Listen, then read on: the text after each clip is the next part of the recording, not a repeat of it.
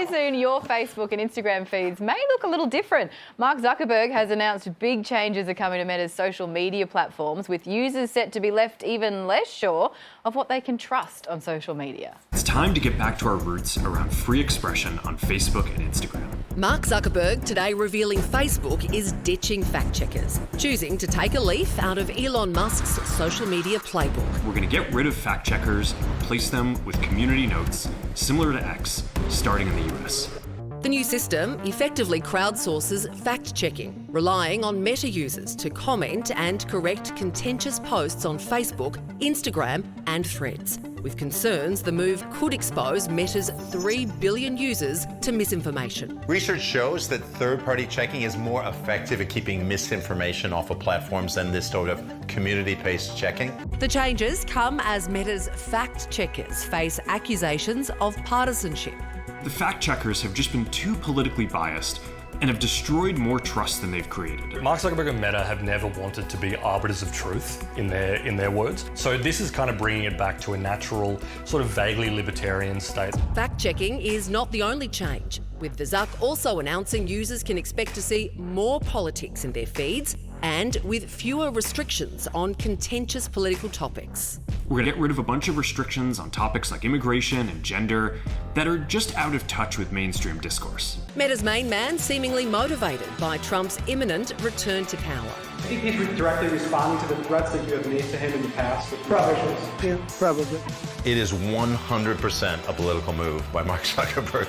There's no question. Mark wants to get back in the good books with the US administration and with Donald Trump personally. Today's decision by Mark Zuckerberg is all about him having total control. He wants to dictate what is true, what is false, what is popular, what is not. Zuckerberg even going so far as to offer to work with Trump on a worldwide free speech campaign. To push back on governments around the world, they're going after American companies and pushing to censor more. Like a number of other tech luminaries, they've donated a significant amount of money to Trump's inauguration, $1.8 million in the case of Meta. And while the changes roll out in America first, Australia likely isn't far off. There's no question that we're coming into a moment where the social media that we knew that was more moderated is now going to change. Wow. I'm kind of split on this because there's part of me that thinks that there is a certain level of responsibility for these platforms like Facebook and Instagram to at least try or attempt to stop the spread of disinformation, whoever decides that it is or not.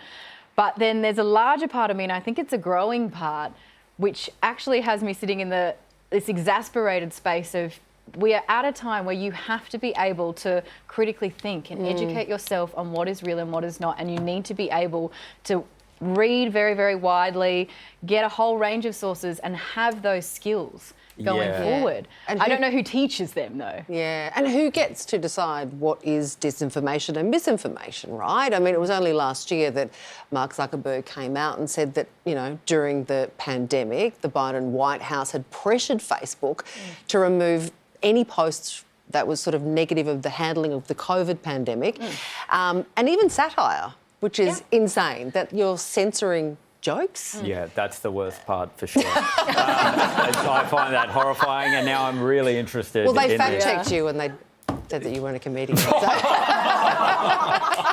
scraped through. I don't know. It's a tricky space we find ourselves in. But I also think that, I mean, there has to be a business kind of aspect to this as well. Like, Mark Zuckerberg isn't doing this out of I don't know, there's different reasons, political, yes, but I think also business related. And when it comes to the actual people who are using Facebook, this is something that he thinks is going to drive that usage and keep people online as well. Yeah.